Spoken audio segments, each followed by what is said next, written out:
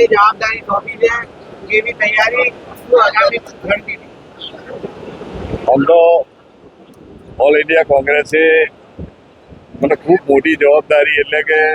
ઘણા જણા કોંગ્રેસ સમિતિના સંગઠનના પ્રમુખ તરીકેની જવાબદારી મૂકી. એટલે આવનારા સમયમાં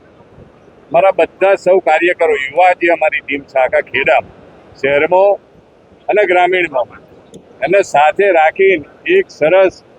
રીતે આયોજન કરી અને નેચે જે બૂથ લેવલ અમારે છે એ બૂથ લેવલે શરૂઆતમાં જ અમારી જિલ્લા પંચાયતની ચૂંટણી આવે અને જિલ્લા પંચાયતમાં મારી વિશેષ જવાબદારી બને એટલે મારી આખા જે જિલ્લાના અમારા કાર્યકરો છે આવનારા દિવસમાં અમારી સાથે તમે મોટા ભાગે જો તમારે 30 વર્ષથી આ રાજ્યમાં સરકાર નહીં સતત તમે અહીંયા દેખો કે મોટા ભાગે અમારા 30 થી 35% કાર્યકરો આજે પણ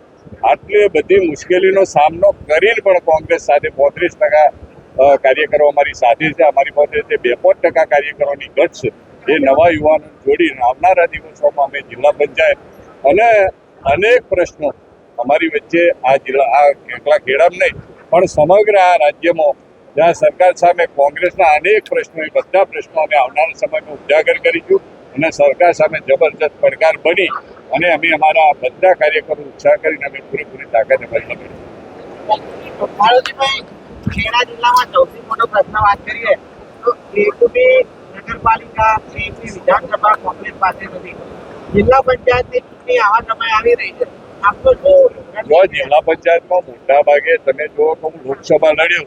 તો મને બધો મોટા ભાગે અનુભવ એકા બૂથનો અનુભવ અને મોટા ભાગે હું જો લોકસભાની ચૂંટણી હાર્યો હોય તો હું શહેરી વિસ્તારમાં હાર્યો, ગ્રામીણ વિસ્તારમાં બહુ ઓછા વોટથી નાના માર્જિનથી કોઈ બૂથ ઉપર 200, કોઈ ઉપર 50, કોઈ ઉપર 25, બાકી લોબા માર્જિનથી અમે ગામડામાં હાર્યા નહીં કોઈ જગ્યાએ જિલ્લા પંચાયતમાં. એટલે અમને તો જિલ્લા પંચાયત સંપૂર્ણ વિશ્વાસ છે તો અમે 44 બેઠકોમાંથી 30 બેઠકો ઉપર અમે જિલ્લા પંચાયતમાં લાવીશું અને આ વખતે અમે જબરજસ્ત અમારી પૂરી તાકાત અમારા યુવાનોની અમારી પૂરી તાકાત લગાવી અને અમે જિલ્લા પંચાયત બનાવીશું.